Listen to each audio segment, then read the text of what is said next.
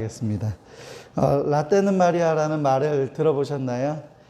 내가 중고등학교 때는 말이야, 나 때는 말이야, 이런 거 있죠. 또 그리고 내가 군 생활했을 때 나 때는 말이야, 내가 신입사원으로 있을 때 나 때는 말이야 등 기성세대가 자주 쓰는 나 때는 말이야라는 그 말을 코믹하게 표현한 것으로 학교와 직장 등 사회에서 마주치는 잔소리가 많은 어른들을 비꼬는 말이기도 하고요. 일부 누리꾼들은 이 말을 언급하면서 자신이 예전에 겪었던 일을 소개하는 데 사용하기도 합니다. 이 말을 사용하는 사람들은 그 시절이 다시 돌아올 수 없다는 것을 잘 알고 있습니다.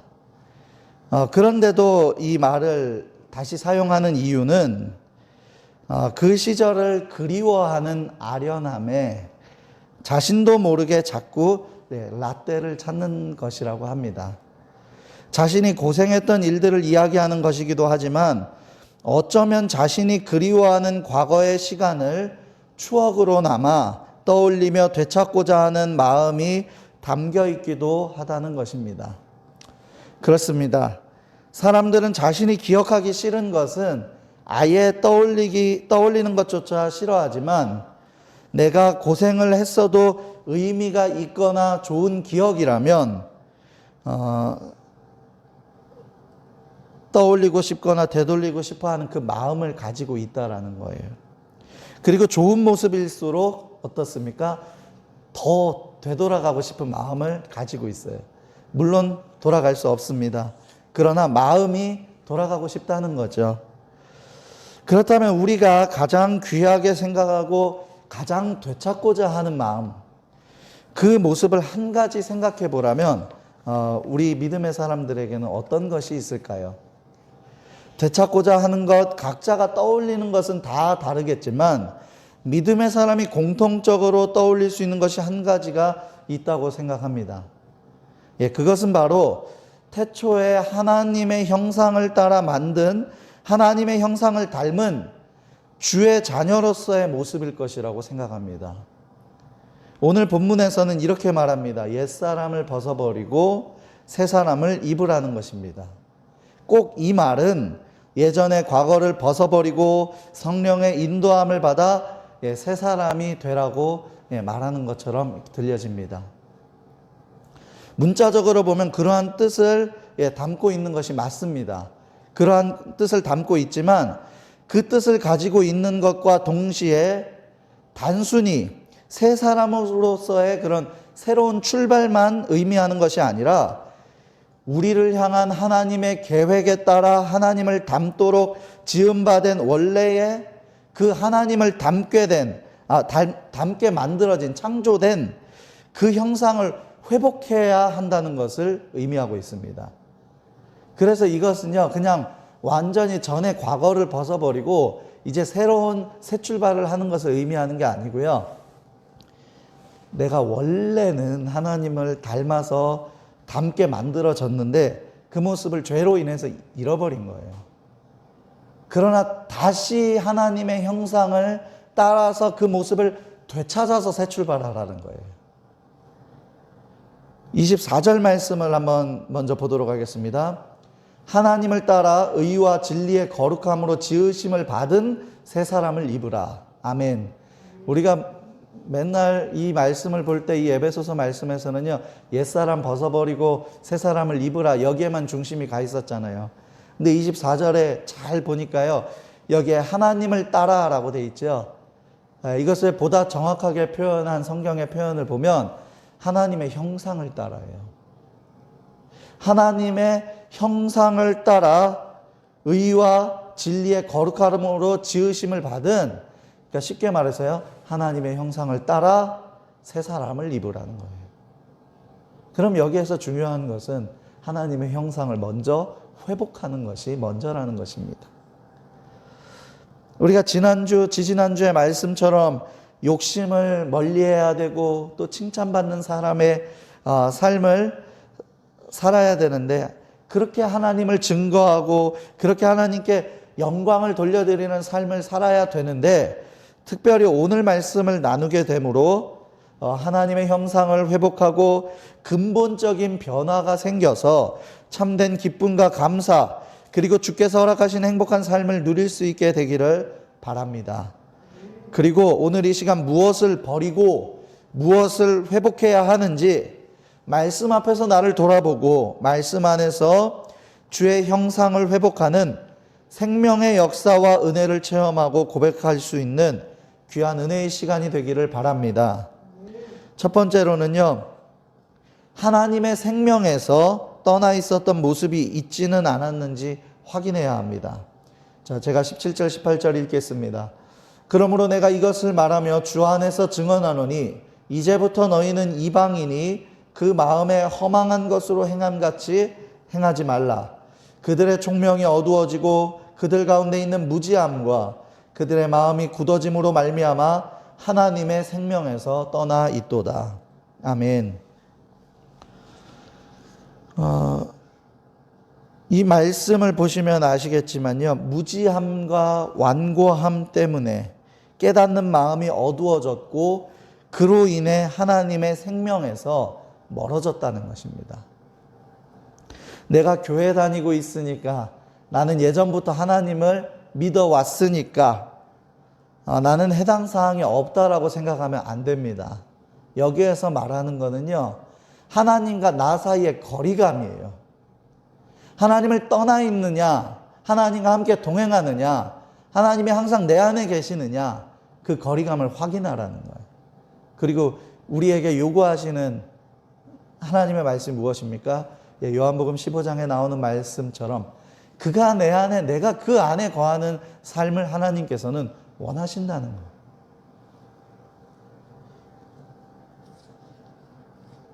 나와 하나님과의 거리감이 동행하고 있다는 것을 느낀다거나 멀어졌다고 느낄 수 있다면, 그래도 하나님과의 거리감을 이렇게 확인을 하면서 내 신앙생활을 점검하고 있는 것입니다.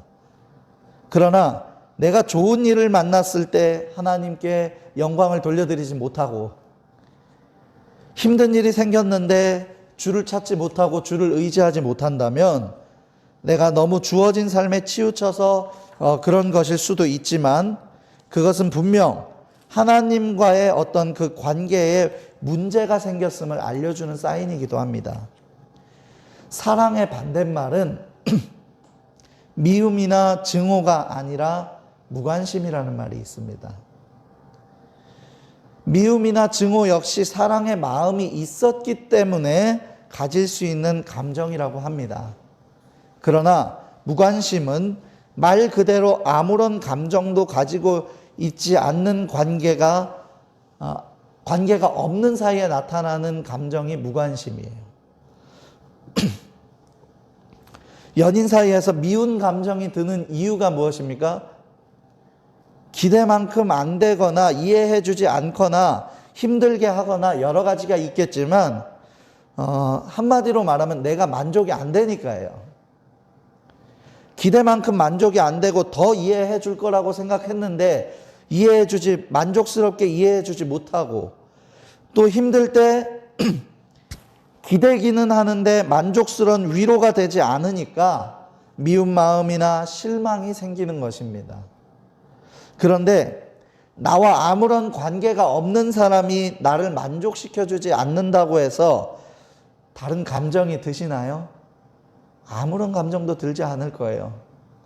나와 관계가 없으니까. 여러분, 하나님과의 관계에서도요, 하나님 사랑합니다, 하나님 감사합니다, 혹은 하나님 저 힘든데 왜 자꾸 저를 그냥 내버려 두십니까? 차라리 이렇게 솔직하게 감정이 오고 간다면요, 그것은 하나님과의 관계가 거리감이 그래도 가깝다는 거예요. 그런데 다른 내 삶 속에 주어진 일들은 부지런히 하고 맡겨진 일들은 다 하는데 하나님을 찾지를 않는 거예요. 감사해도 찾지 않고 힘들어도 찾지 않아요. 다른 나에게 주어진 삶 속의 일들은 관계가 많은데, 관계가 깊은데 하나님을 찾지 않는다는 것은 하나님과의 관계가 멀어졌다는 것을 의미하는 것입니다. 여기 말씀에 나오죠. 오늘 너희는 이방인의 허망한 것, 이방인들이 그 마음에 허망한 것으로 행함같이 행하지 말아라. 세상 사람들하고 똑같이 행하지 말아라. 그거 허망한 거다. 그리고 그들의 총명이 어두워지고 그들 가운데 있는 무지함과 그들의 마음이 굳어짐, 이게 완악함. 바로왕이 출애굽할 때의 완악한 마음 때문에 10가지의 재앙을 당했잖아요. 그들의 무지함과 완악함으로 말미암아 어떻다고 했습니까? 하나님의 생명에서 떠나 있도다 그랬어요. 근데 이게 신앙생활하는 사람도요, 하나님에 대해서 무지하고 완악하고 고집부리면 하나님을 떠난 삶을 살 수 있다는 것입니다. 그래서 그것을 확인해야 돼요. 내가 하나님과 동행하는 삶을 살고 있는지, 하나님을 떠난 삶인지, 그것을 확인할 수 있어야 됩니다. 이것은요, 최근에 하나님 앞에서 나의 모습을 돌아보면 금방 알 수 있는 부분입니다. 좋은 일이 생겼을 때 하나님 감사합니다, 혹은 하나님의 은혜입니다 라는 말이 금방금방 나오고 이 고백이 이루어진다면 나는 하나님과의 관계 속에 큰 문제가 없어요. 아니면 그냥 아무런 감동이 없다라면 한번 확인해 봐야 됩니다. 또 힘든 일이 생겼을 때 다윗처럼 나를 도와달라고 원수의 손에서 건져달라고 구하거나, 아니면 엘리야처럼 하나님, 저는 더 감당할 만한 힘이 없습니다, 너무 지쳤습니다, 저 사실 하나님께 기도할 힘조차 없습니다, 아니 기댈 힘도 없습니다 라고 투정의 그런 기도, 그런 투정이라도 부려봤냐는 거예요. 근데 이러한 것들조차 이루어지지 않는다라면 이것은 위기라는 거예요. 왜냐하면 하나님과의 관계에서 멀어졌고 떠나 있다라는 신호이기 때문에 그렇습니다. 물론 그렇게 하지 못할 정도로 힘이 들거나 바빠서 그렇게 하지 못한 것일 수도 있지만, 사실은 그 모습 자체가 하나님을 멀리하고 있었다는 사인일 수 있다는 것입니다. 18절 하반절의 말씀을 보니까 하나님의 생명에서 떠나 있도다 라고 돼 있죠. 그리고 19절에서 어떻게 이어집니까? 그들이 감각 없는 자가 되어 자신을 방탕에 방임하여 모든 더러운 것을 욕심으로 행하되 라고 했어요. 중간 말씀 빼고요, 이 말씀의 핵심적인 포인트를 보면은요, 무엇이냐면요, 18절 끝에서 하나님의 생명에서 떠나 있으니까 어떤 문제가 생겼어요? 그들이 감각 없는 자가 돼서 마지막에 행했다 그랬어요. 하나님의 생명에서 떠나게 되면, 하나님을 멀리하게 되면 무감각한 자가 돼서 잘못된 것을 행한다라는 것을 말하고 있는 것입니다. 여러분, 그러므로 우리는 하나님 앞에 자꾸 나와야 됩니다. 주어진 삶의 자리에서도 계속해서 하나님을 찾아야 됩니다. 그래서 감각 없는 자, 무감각한 자가 아니라 영적으로 예민한 자, 하나님께 민감한 자가 돼서 여기에서 나오는 잘못된 것을 행하는 자가 아니라 하나님께서 보시기에 선한 것, 옳은 일을 행한 자가 될 수 있기를 주의 이름으로 축복합니다. 두 번째로는 잘 배운 것에 머무르지 말고, 배웠다면은 버릴 것은 버릴 수 있어야 됩니다. 자, 20절 말씀 보겠습니다. 오직 너희는 그리스도를 그같이 배우지 아니하였느니라 라고 말씀의 고백이 되어 있습니다. 그런데 우리는 예수님을, 이 말씀은 뭐냐 하면은요, 너희는 예수님을 그렇게 잘 배우지 않았냐라는 질문이에요. 쉽게 말해서 너희는 예수님을 그같이 잘 배우지 않았냐. 지금 우리의 모습이 다소 실망스러울 수도 있고 하나님의 형상을 잃어버린 모습으로 살고 있을 수도 있고, 감각 없는 자의 모습으로 사는 것처럼 느껴질 수도 있지만, 중요한 것은 그러나 우리는 그리스도를 그렇게 배우지 않았고, 우리는 우리의 삶의 모습과는 다르게 그리스도에 대해서 잘 배웠다라는 거예요. 그런데 뭐예요?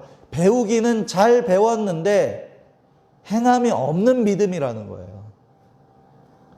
21절, 22절 말씀해 보니까 진리가 예수 안에 있는 것 같이 너희가 그렇게 진리를 배운 것 같이 너희가 참으로 그에게서 듣고 또한 그 안에서 가르침을 받았는데 가르침을 받았다면 너희는 유혹의 욕심을 따라 썩어져가는 구습을 따르는 옛사람을 벗어버리고 이 말을 짧게 요약하면 너희는 예수 그리스도에 대해서 들었고 잘 배웠다.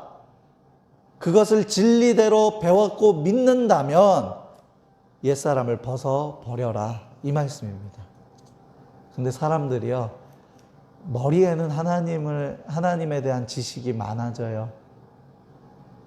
말씀도 많이 들어요. 그런데 버릴 것을 버리지 못하는 거예요. 믿음의 결단을 내리지 못하는 거예요. 요즘 같은 경우는요, TV에서 기독교 채널만 하더라도 두세 개가 나와요. 라디오도 극동방송 CTS, CBS 많이 나옵니다. 거기에다 핸드폰으로요, 유튜브 검색만 해도요, 내가 즐겨 듣는 그 목사님의 설교 다 나옵니다. 옛날에는 그렇게 하지 못했어요. 옛날에는 그냥 우리 담임 목사님 설교 뭐 하더라도 직접 듣는 거 아니면 테이프로 듣는 거, 그 정도 수준이었는데 이제는요, 원하는 대로 설교 말씀 다 들을 수 있습니다. 어떻게 보면은 적어도 옛날 신앙생활 하던 어른들의 세대보다는 말씀에 대해서 접하기가 훨씬 좋아졌어요. 그런데 왜 옛날만큼 뜨겁지 않은지 아십니까? 왜 뜨겁지 못한 줄 아십니까? 어떤 사람은 뭐 과학이 발달돼서 삶이 풍족해져서 뭐 많은 이유를 이야기하지만요, 결국에는 뭐냐 하면요, 믿음의 결단을 내리지 못하기 때문에 그래요. 버릴 것은 버려야 됩니다. 특히나 하나님을 믿고 따르겠다라고 내가 예수 그리스도에 대해서 복음을 전해 듣고 그리스도에 대해서 잘 배웠다면 버릴 것은 과감하게 버릴 수 있어야 돼요. 그런데 양다리 걸친다 그러죠. 걸쳐놓고 이쪽도 아니고 저쪽도 아닌, 하나님을 온전히 섬기지 못하는, 그러니까 믿음의 결단을 내리지 못하니까 어떻게 됩니까? 이쪽에도 끌려가고 저쪽에도 끌려가고. 이 벗어버리고의 의미가 중요한데요. 이 단어를 보면은요, 벗어버리고라는 말은 하나님의 형상을 잃어버리게 했던 습관들 있죠. 그 습관들이나 그런 모습들을 벗어버리고는 버리거나 제쳐두라는 거예요. 우선순위를 예전에 잘못된 것들에 두지 말고 하나님께 두라는 말의 의미가 벗어버리고예요. 제쳐두라는 거예요. 예전에 옛사람의 모습은 제쳐두고 그것은 다 던져버리고 어때요? 하나님의 형상을 따라서 새 사람을 입으라는 것입니다. 제쳐두고 벗어버릴 수 있는 것도 잘 배워야 변화가 생길 수 있고 변화가 이루어질 수 있는 것입니다. 잘 배우셨다면 잘 결단하고 하나님의 뜻에 따라 순종할 수 있는 저와 여러분들이 되기를 주의 이름으로 축복합니다. 영국의 줄리안 모리스는 어린 시절 부모님을 잃어버려 구걸을 하며 사는 거지가 되었습니다. 너무 어린 시절에 부모님을 잃어버린 탓에 그는 자신이 처음부터 고아인 줄 알며 살았는데 어느 날 자신을 찾아온 사람들을 통해서 부모님을 찾게 됐습니다. 근데 부모님은 이미 돌아가셨어요. 근데 부모님께서 유언으로 아들을 반드시 찾아달라는 말과 함께 거액의 유산을 친아들 앞으로 상속해 놓았습니다. 하루아침에 좋은 저택과 많은 돈을 갖게 된 모리스는 처음에는 매일 최고급 레스토랑에 가서 음식을 먹고 여행도 다니고 그렇게 호화로운 삶을 살았다고 합니다. 그러나 몇 달 지나자 차츰 예전에 거지로 살던 때의 모습으로 돌아가더라는 거예요.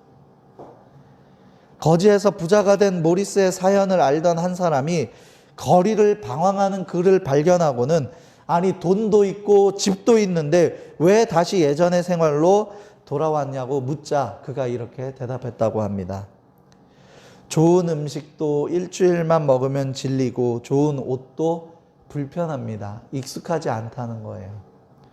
좋은 집이 있다고 잠이 잘 오는 것도 아니고 여행을 떠난다고 새로운 세상이 나타나는 것도 아니더라고요. 저에게는 이 생활이 제일 편합니다. 아주 어렸을 때부터 그렇게 자던 것이 익숙해지고 편해져 버린 거예요. 옛사람이 바뀌지 않으면 새 삶을 살 수가 없어요. 누가 봐도 어떤 게 좋은 건지 딱 결론이 나잖아요. 새로운 집과 많은 것을 누릴 수 있는 것을 가지고 새 삶을 사는 게 훨씬 더 좋은 거라고요. 그런데 어때요? 익숙하니까 예전의 모습으로 다시 돌아가는 거예요. 우리 믿음 생활도 그래요. 하나님을 믿고 하나님을 따르고 하나님 안에 거하는 것이 얼마나 가치 있는 일이고 얼마나 좋은 일인지 다 알아요. 그런데 사람들이 익숙한 것을 따라간다는 거예요. 신앙생활하면서 예수 그리스도로 말미암아 내가 새 생명을 얻었고 내가 죽을 수밖에 없는 존재였지만 하나님과 영원한 나라 천국에서 살 수 있게 된 것, 그 복을 누리게 됐다는 것만으로도 굉장히 큰 감격이고 감사하고 좋은데 머리로는 다 아는데 익숙한 것으로 다시 돌아간다는 거예요. 우리가 이 모리스라는 사람에 대한 예화를 들었을 때 이 사람의 모습이 얼마나 어리석어요. 그런데 믿음 생활하면서 또 똑같이 어리석은 모습으로 살아가는 믿음의 사람들이 많이 있다는 거예요. 여러분, 익숙한 것이 아니다 할지라도요, 좋은 것을 선택하고 좋은 것을 배우고 따라갈 수 있는 저와 여러분들이 될 수 있기를 주의 이름으로 축복합니다. 내가 신앙생활을 몇십 년을 했고 오랫동안 해온 것, 성경 공부를 많이 한 것이 중요한 것이 아니라 버려야 할 것들을 과감하게 버리는 순종의 자리로 온전히 나아갈 수 있는 우리 모든 예배자들이 될 수 있기를 주의 이름으로 축복합니다. 마지막 세 번째로는 하나님의 형상을 따라 새 사람을 입으십시오. 자, 23절, 24절 읽겠습니다. 오직 너희의 심령이 새롭게 되어 하나님을 따라 의와 진리의 거룩함으로 지으심을 받은 새 사람을 입으라. 아멘. 여기에서 중요한 구절이 하나 있는데 이제 옛사람을 벗어버렸잖아요. 그럼 새 사람이 되어야 돼요. 그렇지 않으면 자꾸 옛사람의 모습으로 다시 돌아갑니다. 그럼 새 사람이 되어야 되는데 어떻게 새 사람이 될 것이냐? 그냥 옛사람 벗어버리고 그냥 이제 예전의 모습이 아닌 새로운 모습으로 사는 게 다가 아니에요. 그 새 사람의 모습 역시도 잘못된 것일 수 있기 때문에 그래요. 어떤 사람이 과거에 상처를 받아서 쉽게 도전하지 못하는 거예요. 내가 하고 싶은 일이 있어도 선뜻 달려들지를 못해요. 그러다 용기가 생겨가지고 이제 힘이 생겼으니까 내가 그동안 못해왔던 거 이제 새롭게 해야지 해서 새 사람의 모습으로 살기 시작했어요. 그런데 안타깝게도 그 모습은요, 누가 봐도 잘못된 모습이에요. 새 사람, 새 삶을 산다고 해도 명확한 기준이 필요합니다. 새롭게 산다고 해서 다 좋은 게 아니에요. 그것이 잘못된 길이고 잘못된 기준이라면 그것도 벗어버려야 하는 옛사람의 모습일 뿐입니다. 그렇다면 새 사람의 기준이 무엇입니까? 오직 너희의 심령이 새롭게 되어 하나님을 따라 하나님의 형상을 따른 새 사람의 삶을 살아야 할 줄로 믿습니다. 내가 아무리 깨달은 바가 크고 내가 아무리 느낀 바가 크고 내가 그동안 해오지 못했던 많은 것들을 새롭게 시작한다고 할지라도 그게 잘못된 것이라면 새로운 것에 의미가 없어요. 우리는 하나님의 형상을 따라 새 사람을 입어야 되는 것입니다. 여러분, 나는 정말 특별한 존재라는 사실이 믿어지고 고백이 되십니까? 나는 다른 사람에 비해 잘하는 것도 없고 가진 것도 별로 없는데 라고 생각하실 수도 있습니다. 그러나 그것은요, 나 중심으로 판단할 때 얘기예요. 나는 다른 사람보다 가진 것도 없고 잘하는 것도 없는데, 이건 내 판단이라는 거예요. 신앙생활이 우리가 교만한 모습으로 나 중심으로 신앙생활을 하는 판단도 있지만, 그것이 아니라 나는 가진 것도 없고 나는 잘하는 것도 없는데 라는 부정적인 것도 나 중심으로 판단할 수 있다는 거 아십니까? 근데 신앙생활은요, 긍정적이든 부정적이든 나 중심으로 판단해서는 옳은 길을 갈 수가 없습니다. 철저하게 하나님 중심이 돼야 돼요. 그렇게 되면은요, 나는 가진 것도 없고 나는 남들보다 잘 할 줄 아는 것도 없고, 이 기준이 명확하게 달라집니다. 왜요? 하나님이 보실 때는 하나님은 단 한 사람도 쓸모없게 만들지를 않았거든요. 하나님이 보실 때는 단 한 사람도 사랑스럽지 않게 만든 존재가 없거든요. 하나님이 보실 때는 사람들이 볼 때 기준이 다를 뿐이지 하나님이 보실 때는 전 세계의 70억 분의 1이라는 똑같은 기준으로 특별하게 사랑하시고 특별한 마음으로 우리를 바라보고 계시다는 사실입니다. 그래서 내가 가진 것이 없기 때문에, 내가 남들보다 할 줄 아는 게 적기 때문에 특별하지 않은 게 아니라, 하나님이 나를 특별하게 여겨주시기 때문에 나는 특별한 존재인 줄로 믿습니다. 우리가 또 특별한 존재일 수밖에 없는 이유가 어디에 있습니까? 창세기 1장 26절 27절 말씀 읽겠습니다. 하나님이 이르시되 우리의 형상을 따라 우리의 모양대로 우리가 사람을 만들고 그들로 바다의 물고기와 하늘의 새와 가축과 온 땅과 땅에 기는 모든 것을 다스리게 하자 하시고, 하나님이 자기 형상 곧 하나님의 형상대로 사람을 창조하시되 남자와 여자를 창조하시고. 아멘. 여기에서 어떤 사람은 아브라함처럼 특별하게 만들고, 어떤 사람은 노아처럼 특별하게 만들고, 어떤 사람은 평범하게 만들고, 어떤 사람은 바울처럼 특별하게 만들고, 이렇게 기록되어 있지 않습니다.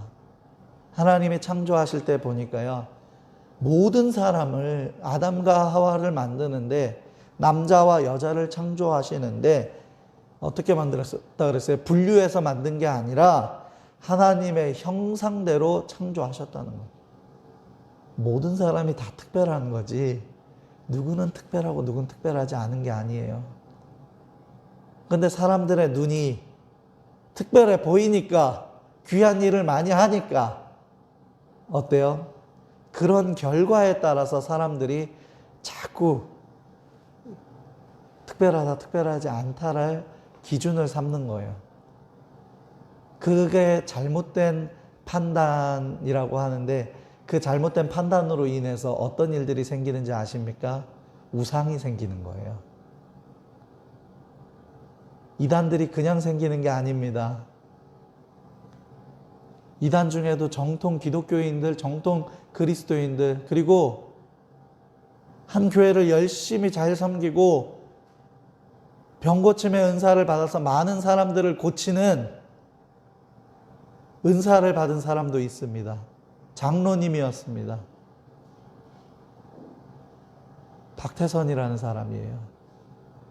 한국 기독교의 2단의 가장 위쪽에 있는 뿌리에 있는 사람이에요. 근데 그 사람이 처음부터 그랬는 줄 아십니까? 아니에요. 처음에는 철저하게 담임 목사님, 철저하게 하나님만 따르고 순종하는 사람이었어요. 잘못된 믿음과 잘못된 판단이 그를 우상으로 만든 거예요. 여러분, 어떤 목회자도, 어떤 장로님도, 어떤 권사님도, 어떤 집사님도 우상의 존재가 될 수 없습니다. 우리는 철저히 오직 한 분이신 하나님, 그 하나님만 믿고 그 하나님만 바라보고 그 하나님께만 영광을 돌려야 할 줄로 믿습니다. 하나님께서 이렇게 우리를 특별하게 창조하셨는데 죄로 인해서 그 형상을 잃어버린 거예요. 오늘 말씀에서 주시는 말씀이 무엇입니까? 잃어버렸던 그 모습, 이제는 너희의 심령이 새롭게 되어서 먼저 옛사람을 벗어버리고 너희의 심령이 성령 안에서 새롭게 되어서 이제 새 사람을 입어라. 어떤 새 사람? 하나님의 형상을 회복하여 하나님의 형상을 따라서 새 사람을 입으라는 것입니다. 여러분, 하나님을 닮아가는데, 하나님의 형상을 회복하는데 버릴 것은 과감하게 버리고 새 사람의 모습을 가지되 내가 원하는 새 사람이 아니라 하나님의 형상을 따라 새 사람이 되어야 한다는 것입니다. 새 사람으로 살아가되 하나님을 쏙 빼닮은, 하나님을 쏙 빼닮은 주의 자녀로서의 새 사람의 삶을 살 수 있기를 주의 이름으로 축복합니다. 말씀을 정리합니다. 이번 한 주, 지금 나는 하나님과의 관계가 어떠한지 분명하게 한번 확인해 보시기 바랍니다. 그리고 신앙생활하면서 예수님에 대해, 복음에 대해 배웠던 부분을 돌아보고 잘못된 것들은요, 제쳐두고 아예 벗어서 버려버리세요.